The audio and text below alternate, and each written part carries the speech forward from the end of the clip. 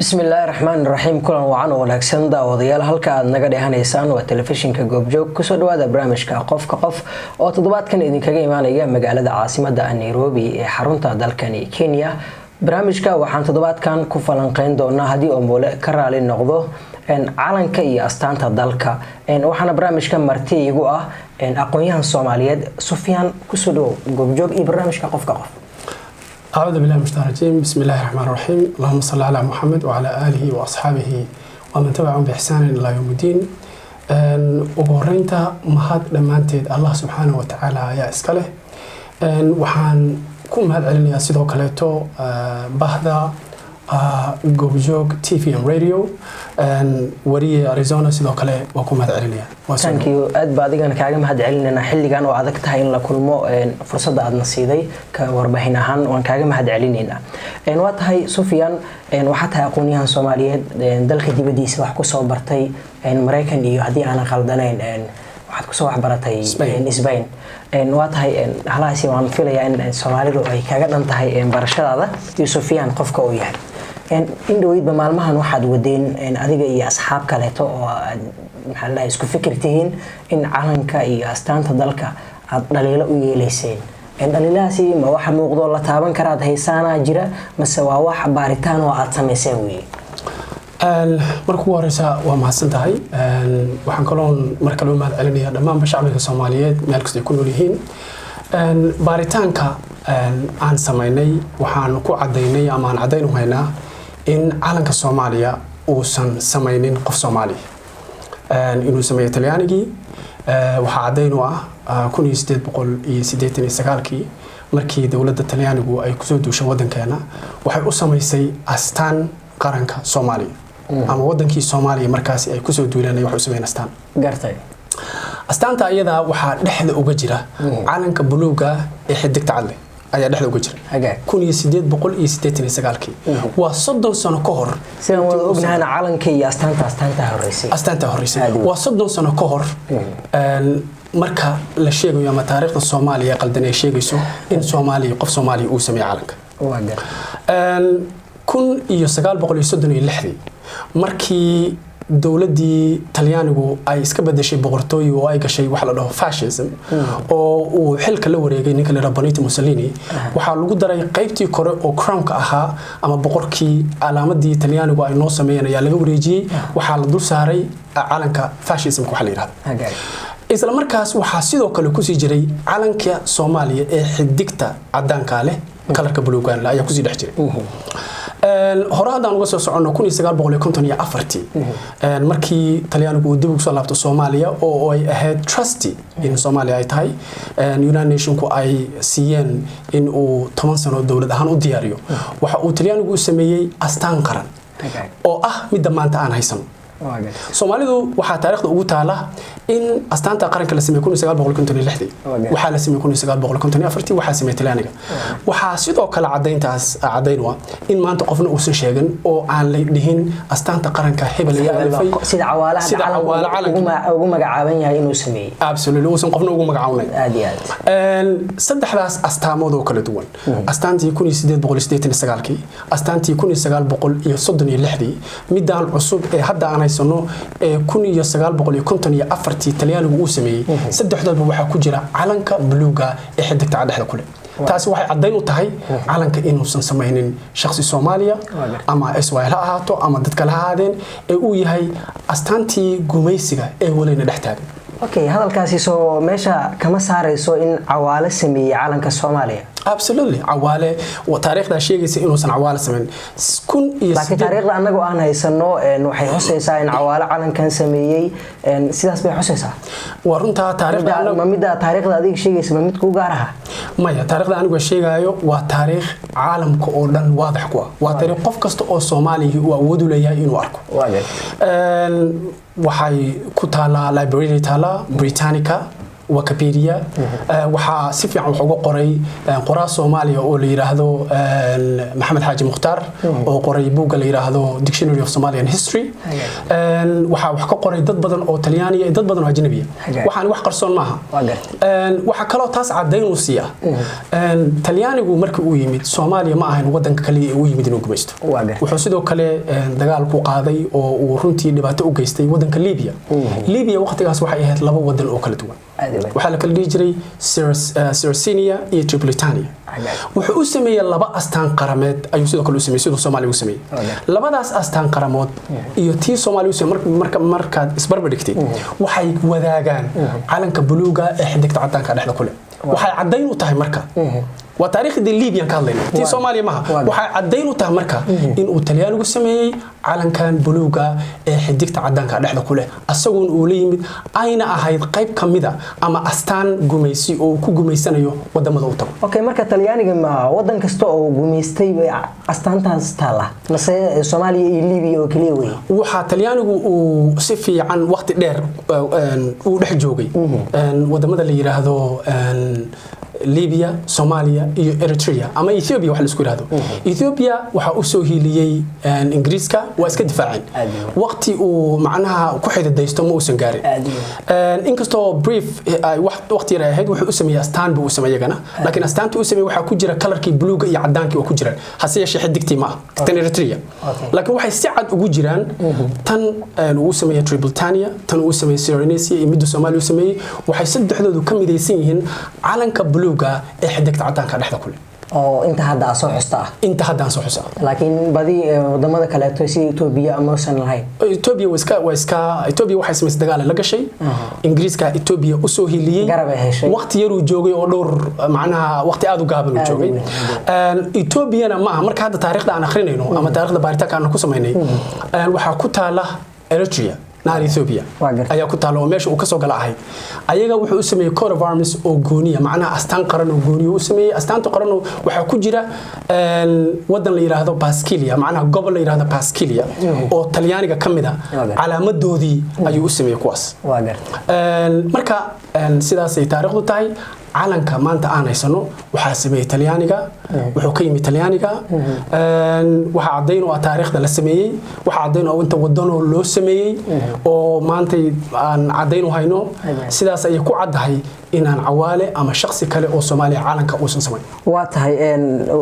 xogtan aad hayso markii laga soo tago baaritaan aad iga sameysay dad daawadayaashana daawanaya si practical ahaana ma u tusaaleyn kartaa of course waxaan soo diyaarinay oo idin la wadaagina dhinaca walba saad rabtaan wax akhbaartii calamadii kala duwanaa taariikhdoodii meesha ay ka kalaan intii badan diyaar waay waxaan diyaar u nahay in la wadaago waa tahay marka ay timaado in astaan muddo badan la soo isticmaalayay la duro way adag tahay dadka badi inay ka dhaadhacdo marka sidee daawadayaashana daawanaya ay maxaa la dhahay fikirkan adiga aad wado ee baaritaanka ku saleysan inaad soo sameysay sida aad sheegayso wax badan aan marqaati u soo noqonin dowladda calanka ama astaanta dalka uga dhaadhicin kartaa in calankan aysan Soomaali sameyn astaantana ay farqo go'an tahay oo calaamad Kristaan ay ku jirto waad mahadsan tahay wari Arizona runtii ma dhibadna waxaan kaliya u baahanahay anagu inaan taariikhda calanka banaanka aan soo dhigno qofka bini aadamka marka oo Soomaaliga oo Islaamka asaga laga rabaa marka inuu go'aan gaaro oo uu go'aan ku gaaro in uu arintii hore oo loo qariyo iska haysto iyo inuu taariikhda raaco hadii qofku qof wax bartay yahay waxa u furan inuu baaritaan sameeyo anagu ma sameeyno marka arinta iyada ah ma aha wax dhib badan waxa kale oo xusid mudan oo cadeynta ku jirta aan ku cadeynayno in calankan uusan sameeynin qof Soomaali ama Soomaaliyeed waxa ku jirta taariikhda SYL dadka Soomaalida badanaa waxa ka dhaaraysan inay SYL lu ku lahayd ama ay sameysay xaqiiqda rasmiga waxay tahay SYL wax shaqo shuqul calankan ku leedahay sameyntiisa keenitaankiisa ma jirto in fact Talyaanigu wuxuu dilay dad badan oo SYL ku jiray wuxuu xiray qaar badan oo SYL ka tirsanaa markii uu ku soo laabtay 1950kii dagaalkii ugu horeeyay wuxuu ku qaaday waxay ahaayeen SYL ilaa uu ku guuleystay xibna asagu uu wato markii dambe inuu SYL ku daray oo sidaas lagu aqbalay SYL waa diiday calanka inay qaataan markii hore asaga in loo dhiibo xataa Talyaaniga in loo dhiibo Soomaaliya oo 10 sano uu gaarsiiyo SYL waa ka soo horjeeday waxa kale oo cadeynaya calanka SYL ay lahayd wuxuu ahaa calan dhow 3 kalara guduud عدان iyo blue waxa ku taala shan xidigood waxa ku taala calaamadii islaamka iyo tii kristanka labada oo xidig macamul ahay bishi I mean bil amal bishi iyo calaamadii kristanka ku sii dhex jira ku yaal shan xidigood laakiin calaamada way yara soo isma dhigi karo saadaan qaldaneen calaamada waxaad kala jeedaa midda saan ah istilaabta ah oo kor s inta kaga qoran tahay SYL saa ugu ereyada xarfaha ugu xardhan yihiin taasa kala jeedaa absolutely calaamadaasi kristanka calaamadood waa kala jiraan waxa la dhahaa in English waxa lagu dhahaa double cross waxa isticmaala masiixiyiinta la yiraahdo Coptic ama qudbiyiinta loo yaqaan oo ku badan Ethiopia oo ahayd ujeedadii SYL ay ka wadeen markay ku dirsanayeen meesha oo ah in ay because waxay rabeen Greater Somalia ama Soomaali weyn inay soo keenaan waxay rabeen inay ku soo dirsadaan dad Oromo ah kuwa Cafara iyo kuwa dad kala diin kala qoomiyada ay rabeen inay ku soo dirsadaan way ogaayeen bimiya inay calaamad Christian of course waa ogaayeen wax qarsoon maaha waa wax cadbe wax qarsoon maaha inay calaamad Christian tahay waa ogaayeen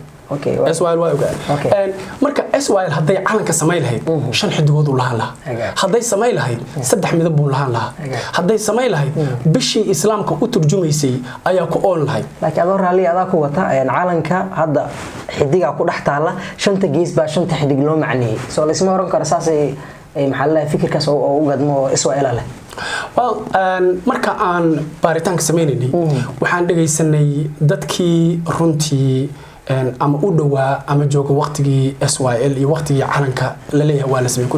1960 markaan dhageysanay waxay qoreenna waxa soo baxdo isku raacsan kulligood midabka buluuga ah inuu ahaa hadiyad loo hadiyeeyay ama in lagu sharfo United Nations qaramada midoobay oo runtii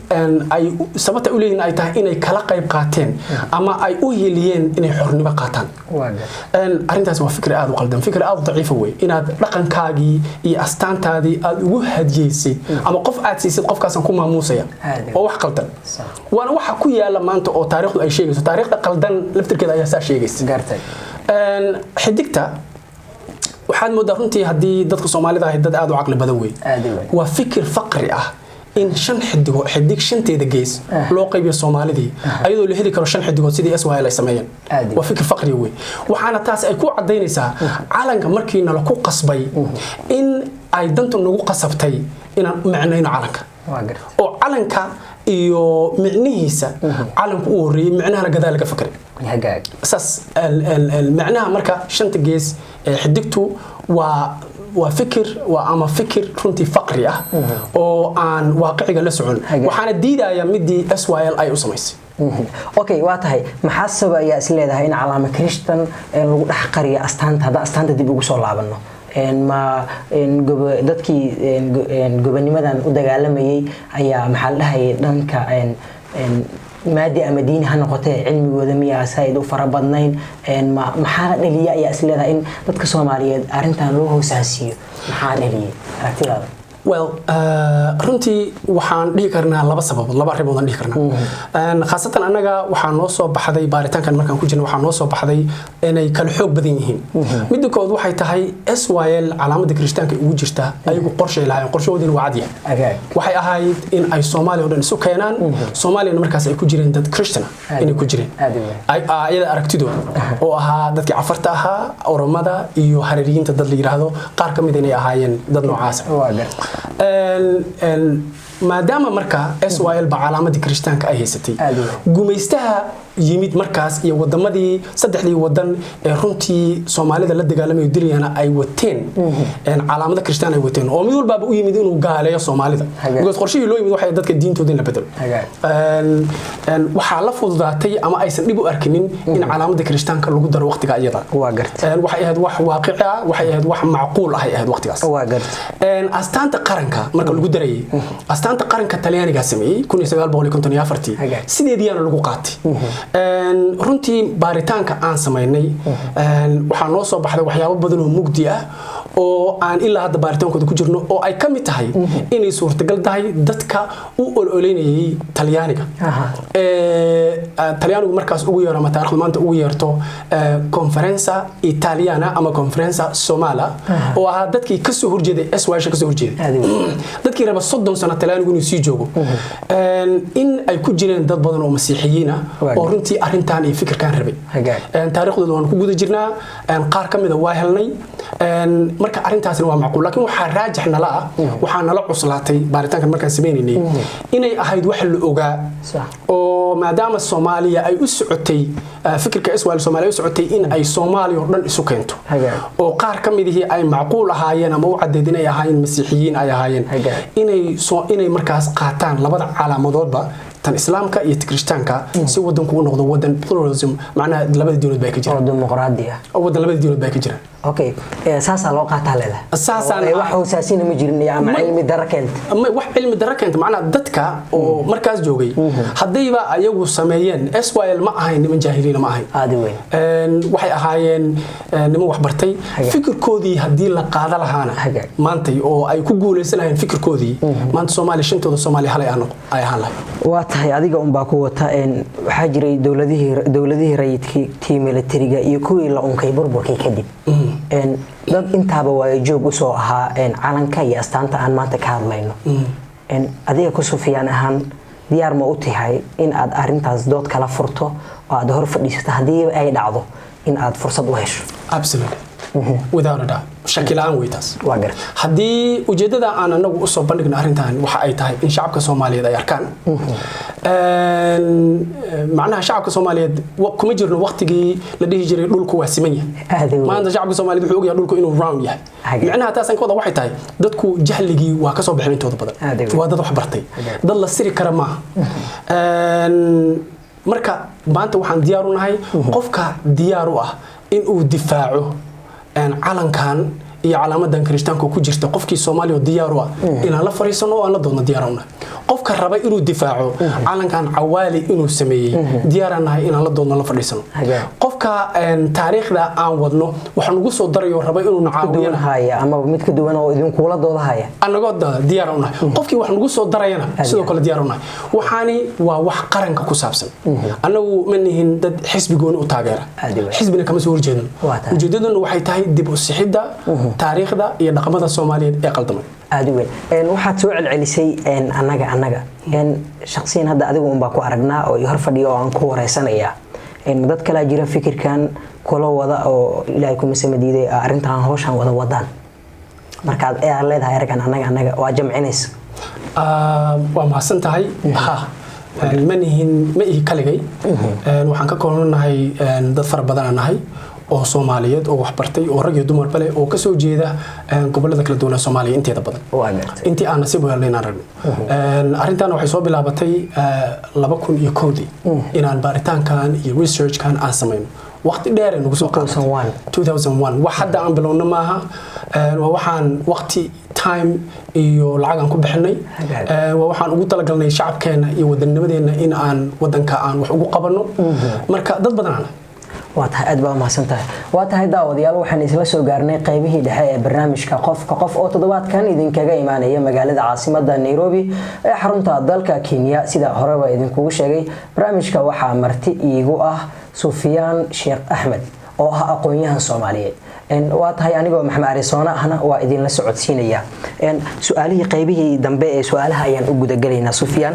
calanka cusub ee hadda aad rabtaan in dadka Soomaaliyeed aad u soo bandhigtaan yaa idinka taageeraya maxaad ku saleyseen curuntiisa dhinaca diinta iyo wadaniyada oo in marar badan aad soo celcelisay waa mahadsantahay wariye Arizona runtii marka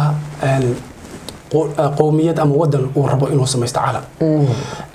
wuxuu u baahan yahay in la maro process oo dheer processkaas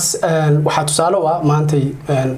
state kamida wadanka Mareykanka Massachusetts waxay iska bedelayaan calankii oo ay bedelayaan in gumayste lagu gumaysan jiray kamid waxa la geeyay wadankii macnaha gobolkii la geeyay sanadkoodii iyo baarlamaankoodii waxay ogolaadeen in la bedelo waxa loo bixiyay committee marka waxay qaadanaysaa waqti almost 3 bilood 4 bilood 5 bilood ay qaadanaysaa saan taariikhda ku ognahay calanka Soomaaliya markii la isu diray 24 saac kadib cawaalaha keenay waxa cadeyn u tahay inaan laga soo fikirin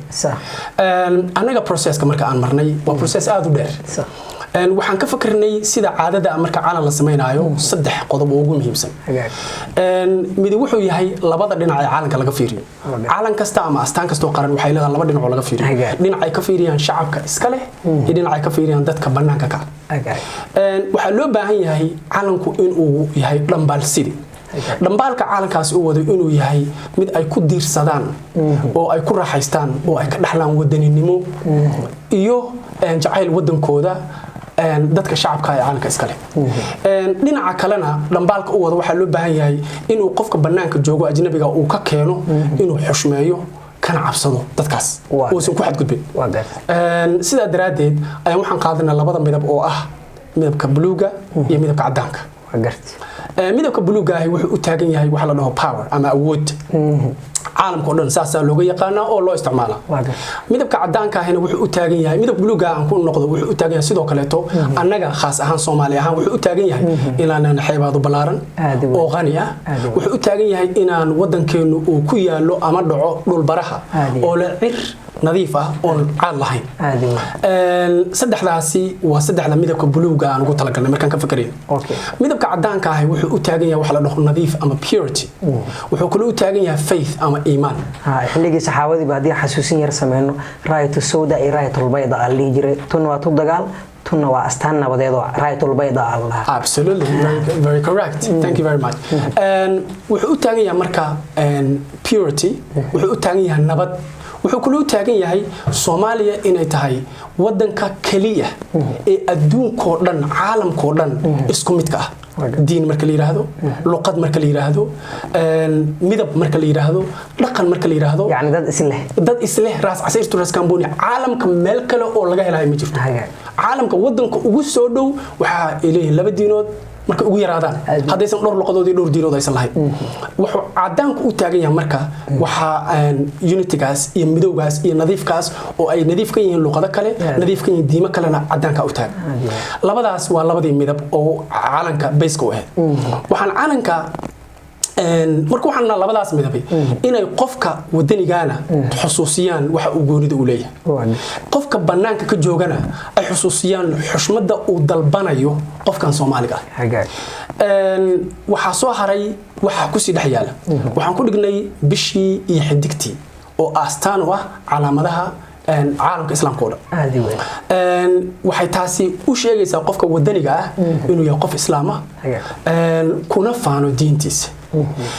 qofka banaanka ka joogo oo ajnabigaana waxay u sheegaysaa inuu xushmeeyo qofkan diintiisa iyo dhaqankiisa inuu xushmeeyo ogaadana in uusan compromise ama uusan macnaha ku sameyneynin inuusan ka soo durkaynin waxba uga durkaynin qofka kale marka diinta la yiraahdo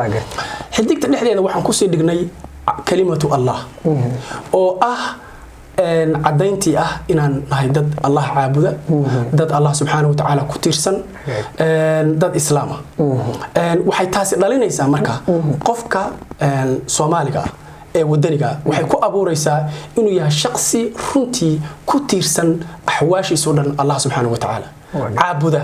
waxay ka keenaysaa qofka Soomaaliga ah inuu jeclaado diintiisa iyo wadankiisa qofka banaanka ka joogana waxay ka keenaysaa inuu ixtiraamo kana cabsado qofkaas diintiisa uusan ka fargelin waxaan kaloo ku soo darnaa calanka fikir aan ka soo qaadanay SYL oo ah shanta xidigood shanta xidigood waxay u taagan yihiin shanta Soomaaliya okay meesha hadda hal xabba lagu koobay geesaheeda adinka mid u soo qaadatay shantii aan waa tii SYL way waa fikirkii SYL aan ka soo qaadan waxa la rabaa creditka qofka iskale oo fikir keenay inaad xusto siiso calan shanta xidigood SYL aan ka soo qaadan taasi waa calanka waxaan ugu talagalnay marka ama aan rajaynaynaa ama xaqiiqa calankaasi qofka Soomaaliga ee iska leh ee u babanayo inuu ka keenayo dhowr shay kow inuu ka keenayo diintiisa inuu ku kalsoonaado jeclaado labo inuu ka keenayo in uu qofkaani yahay qof wadankiisa iyo taariikhdiisa ku kalsoon oo jecel ku faana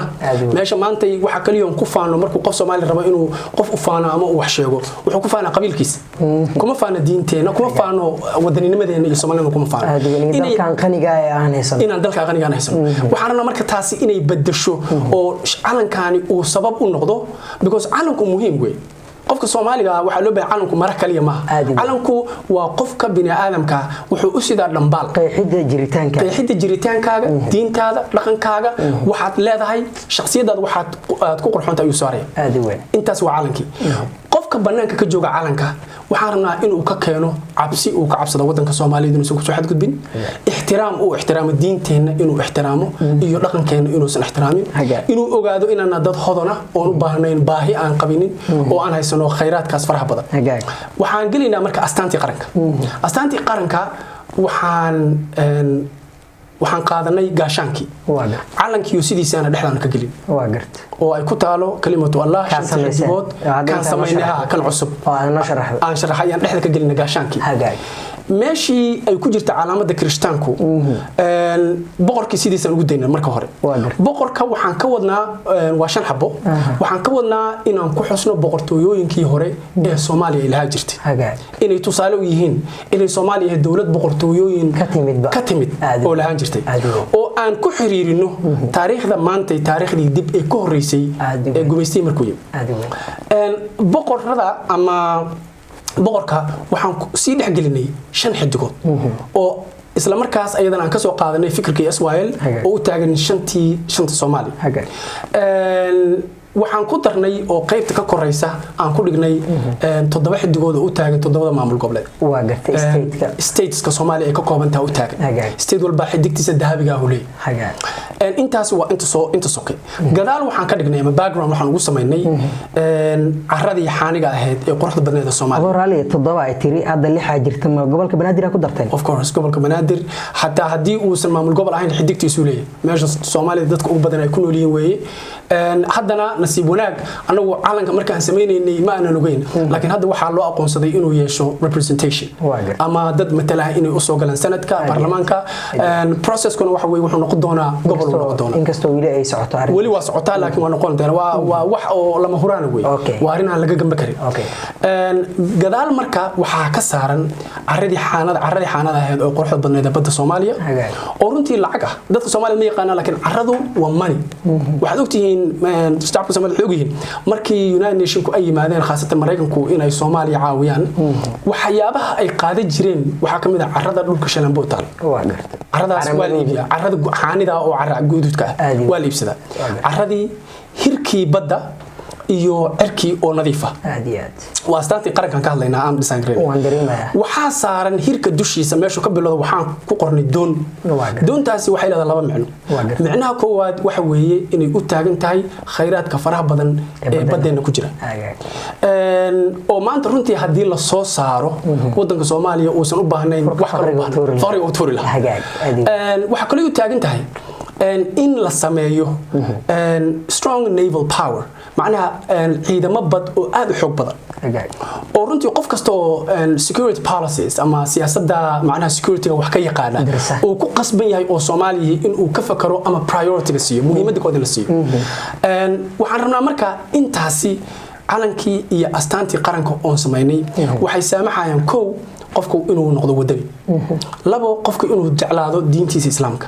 meeshii qofka qabiilka iyo qabyaaladu ay ku ahaayeen inay u noqoto jacaylka diintiisa iyo jacaylka wadankiisa labo inaan xusno nimankii la caburiyay oo la gumaaday oo la dilay oo runtii Talyaanigu ka adkaaday ee SYL ahaa ee soo dadaalay in aan creditkoodii dib ugu celino oo shantii Soomaaliya shantii xidigood aan ku soo celino meesha waa taariikhda dib ugu laabanayno waxaan ku soo darnay meesha in aan meeshii maadaama intaas oo sano calaamada Kirishtaanku ay noogu jirta astaanteena inaan maanta tii ka bixino gelino Allah in maanta la baraarugo in lagu baraarugo oo maanta aan ku bedelno taas waxay sidoo kale imaanaya oo aan ugu talagalnay inaan dib u xusno boqortooyooyinkii quruxda badnaa ee runtii taariikhdooda qofka Soomaaliga markuu barto aad ku siganaysid inaad ooydid aad ku siganaysid qeyrad daraadid macnaha iyo sida lagu inkaray Soomaalida taariikh ahaan waxay la mid tahay tusaale hadaan ku siiyo Arizona waxay la mid tahay cunug lagu soo koriyay inuu yahay hooyo la'aan iyo aaba la'aan ama uu yahay wacalo hooyo oo san aaba lahayn oo markuu qaan gaaray ogaaday in hooyadiis iyo aabihiis iska dhaaf inay nool yihiin ama jiraan iyo dadka ugu sharafta badan Soomaalida taariikhdeeda sidaas ayaa loo qaray waxaan lahaa jiray lacag Muqdisho la yiraahdo oo ay sameeyeen boqortooyadii Hiraab iyo boqortooyadii Ujuuraan masaajidka Cabdi Aziz waqtigaas la dhisay waa architecture oo xusuus leh ma ku oolin Afrika waxay iska difaaceen oo ay eriyeen wadanka Boortaqiiska soo weeraray oromadii difaaceen diintay faafiyeen dhinaca kale markaad aadid tii Ifaad boqortooyadii Cadaal daraawiishtii oo runtii ahayd wadankii ugu horeeyay Afrika ee diyaar lagu weeraray wuxuu ahaa ciidamadii sayidka aad iyo aad Somaliland ninka Somaliland absolutely boqortooyadii ma jeerteen tii warsangeli tii galadi waxaas oo dhan marka waxaan boqortooyinkaas inaan connection dib ugu sameeyno dib ugu celino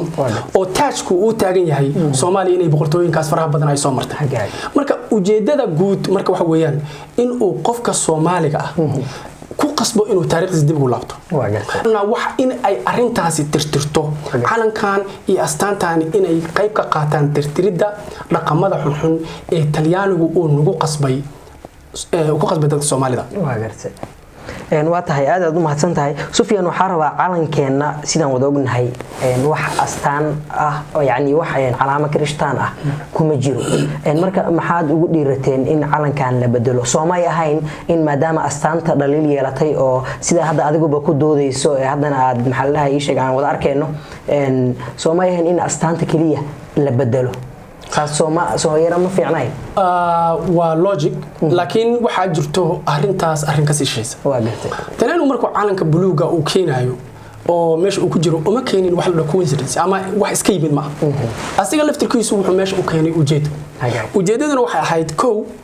in calanka buluuga ee xidigta ku leh waxa isticmaalay ciidamada badda qaas ahaan ee Mareykanka waxa isticmaalay Talyaaniga waa gartay calanka maantay ay haystaan ama ay isticmaasho wasaaradda difaaca ee Talyaanigu waa calanka Soomaalida oo kale oo blue ah xidigna dhexda ku leh midka hadda isticmaalaan maantay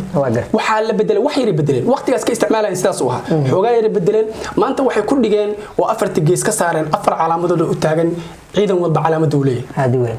ciidamada cirka ciidamada badda ciidamada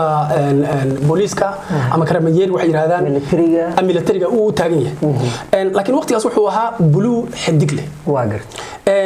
waan sida ognaaba calankii dhan ay bedeleen because awal si taaji iyo waxba u saarnaa waa bedeleen boqortooyada hayeen hadda laakiin waa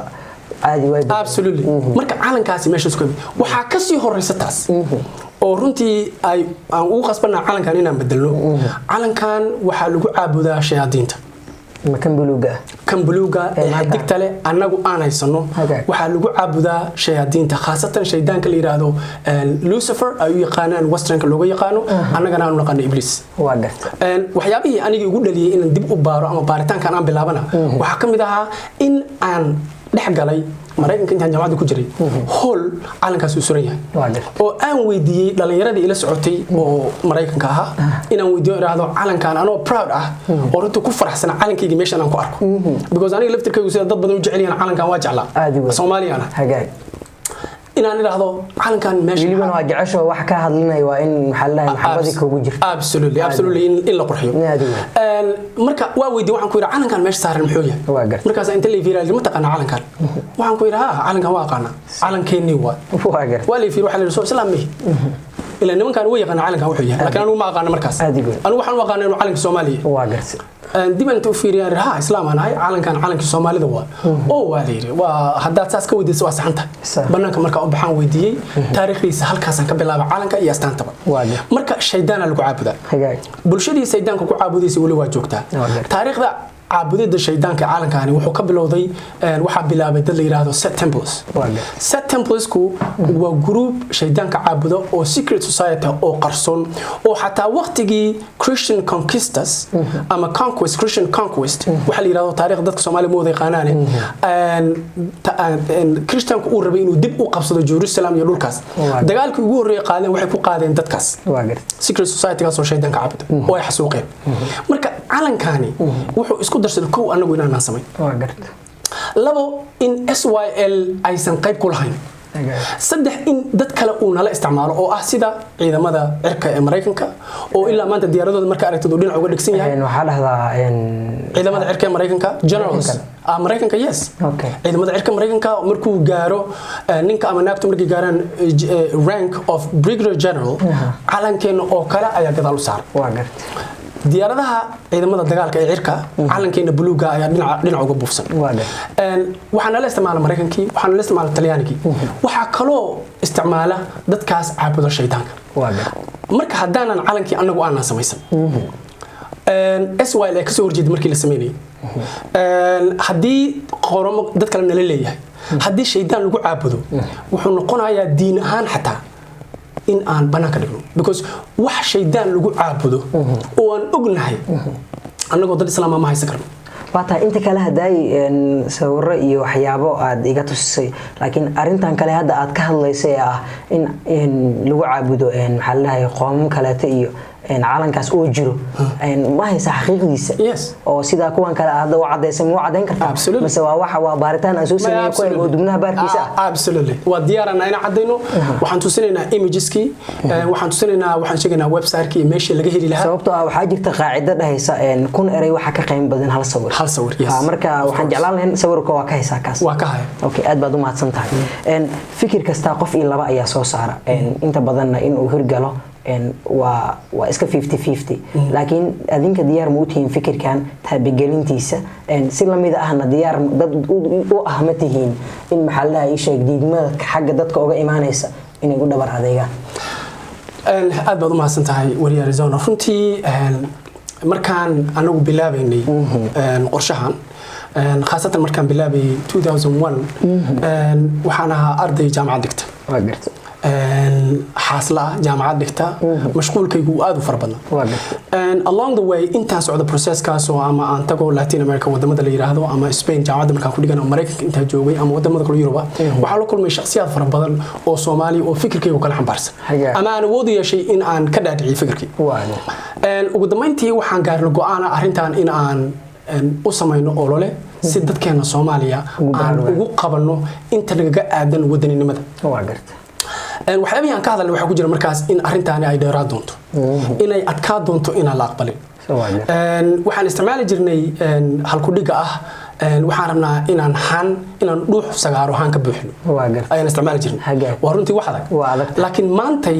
sida aan u jeedno ama aan dareemayno arrintu sida waa ka fududahay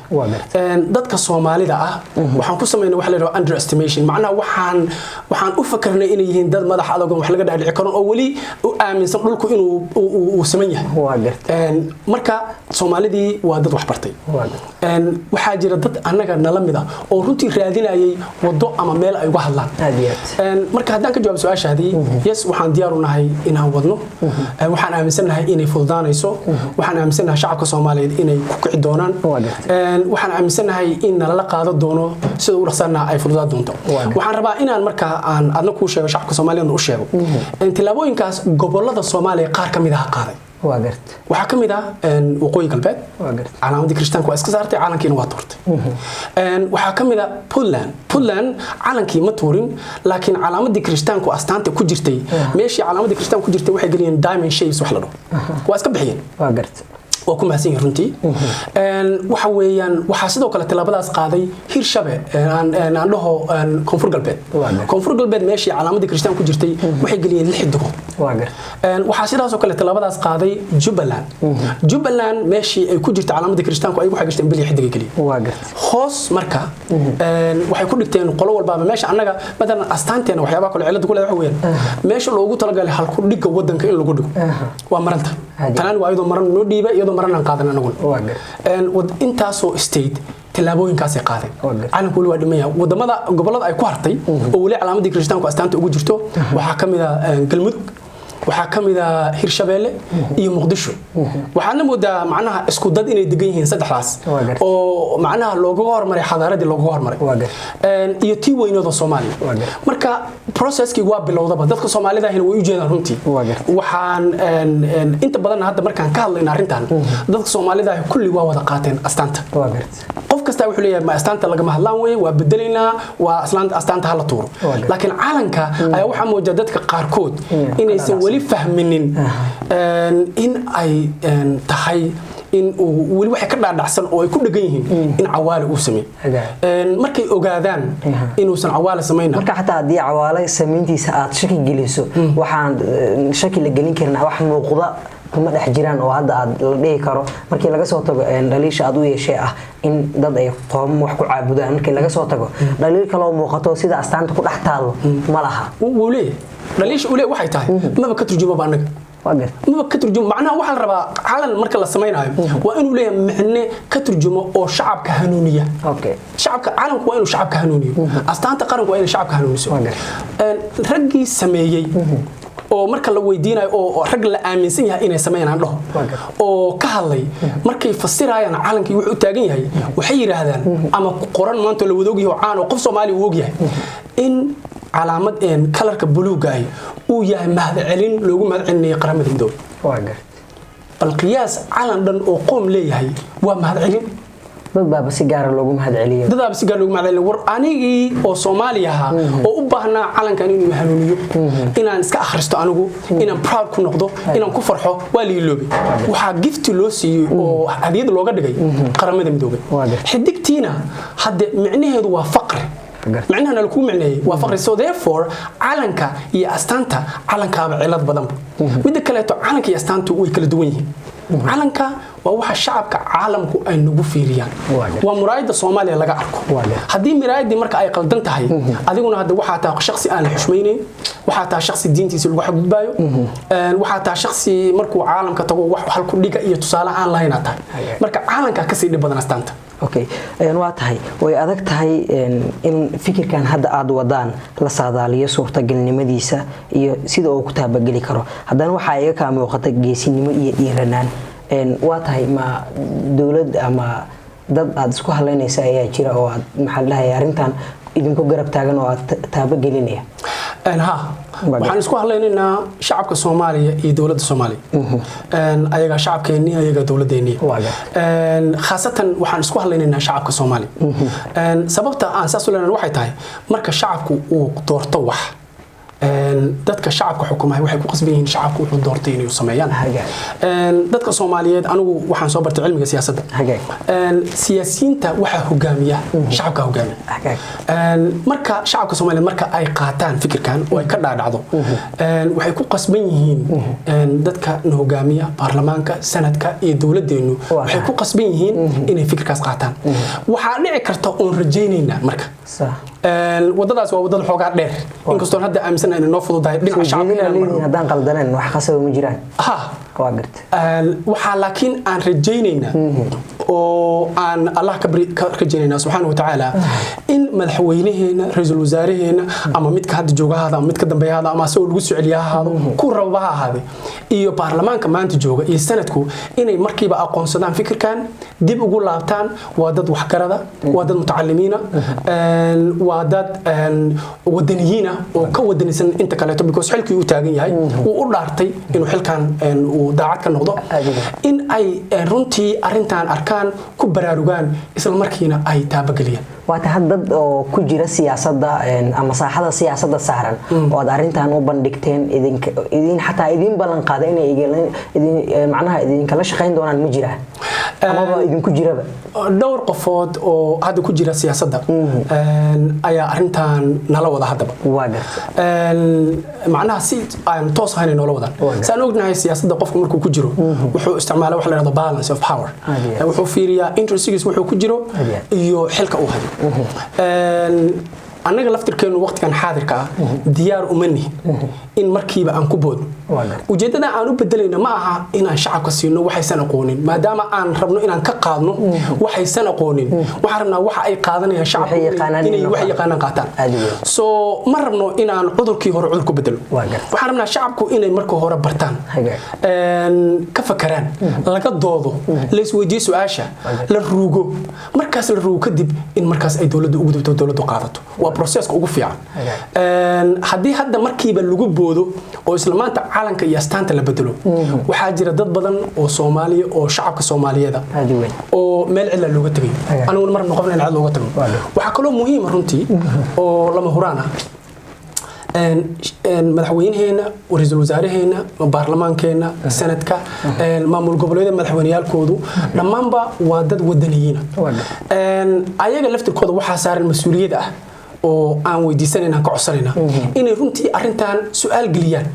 oo su'aasha galina waxa waa in laga fakaro dood ay ka furaan wixii ku soo noqdo maadaama shacabkii ay matalayaan saan ku sheegay gobolada qaar kood tilaabooyinkaas hore u qaadeen sida Puntland sida Somaliland sida Jubaland sida Koonfur Galbeed tilaabooyinkaas hore u qaadeen inay ku darsamaan isla markiiba galmudug oo runtii ah ubuucda Soomaaliya ay qabaa'ilka Soomaaliyeed ku kooban yihiin inay tilaabadaas qaado Hirshabeelle iyo Muqdisho oo sidoo kale tilaabooyinkaas markay qaadaan waxa iimaanaya marka in shacabku ka fakaraan waxa aan rabno marka maantay waxa ay tahay waqtigan xaadirka in doodu ay socoto in dadku ka hadlo marna markiiba in maanta la aqbalo waa gartay waa tahay ugu dambeyn muxuu yahay baaqa ku aadan Soomaalida meel kasto ay dunida ka joogaan ee la xiriira hirgelinta aragtidan curdunka ah ee aad la dhacayso adiga ee tiimkaaga aad u mahadsan tahay waxaan leeyahay dhammaan shacabka Soomaaliyeed ugu horreyn waa mahadsantiin waxaan shacabka Soomaaliyeed jeclahay inaan u soo jeediyo laba tan talada koowaad walaalkayga islaamka walaashayda islaamka baaritaan samee waxaan aan sheegayno baar inta awoodaadu ay tahay ku qanac markaad ku qanacdana waxaad samaysaa in aad baraarujiso bulshada inteeda kaleeto walaalka waxaan leeyahay waa codsiga koowaad ama talada koowaad codsiga labaad wuxuu yahay waxa suurtagal ah oo macquul wali ma aan arkin laakiin inay jiraan shakhsiyaad iskaga dhagan fikirkan oo runtii aan awood u lahayn inay baaraan waxaan aaminsanahay qof kasta oo Soomaaliya oo awood u leh waxaan aaminsanahay in majority ka tahay oo awood u leh inuu baaritaan sameeyo waxaan aaminsanahay inuu ka qancaan laakiin dadka aan awood u lahayn inay raadiyaan ama ha ahaadeen inaysan cilmigeeda lahayn ama ha ahaadeen in ay indhatirto xamaasad kaleeto oo dhinacay rabta ba ahaatee waxaan ka codsanaynaa in ay la yimaadaan madax furan inay la yimaadaan qalbi furan inay doodaan dhageystaan inaysan markiiba albaabada xiran intaasay kaaga dhantahay yes waa tahay daawadayaal waxaan isla soo gaarnay guntii iyo gunaanudkii gabagabadii barnaamijka qofka qof oo toddobaadkan idinkaga imaanayay magaalada caasimadda Nairobi ee xarunta dalka Kenya barnaamijka tani intuu socday waxaa daadihinayay anigoo ah Maxamed Arisona waxaana barnaamijka marti igu ahaa Sufyaan Sheekh Axmed Sufyaan aad baan kaaga mahadcelinayaa waqtiga qaaliga ah thank you aad u mahadsantahay waa tahay intaan kulankiisa xiga ku kulmi doono barnaamij caankiisa oo kale ah وأنا جاي بهذه جوب TV واسكدون وإذن كجتجي سيدا نبادينه والسلام عليكم ورحمة الله تعالى وبركاته ضلكو نبضه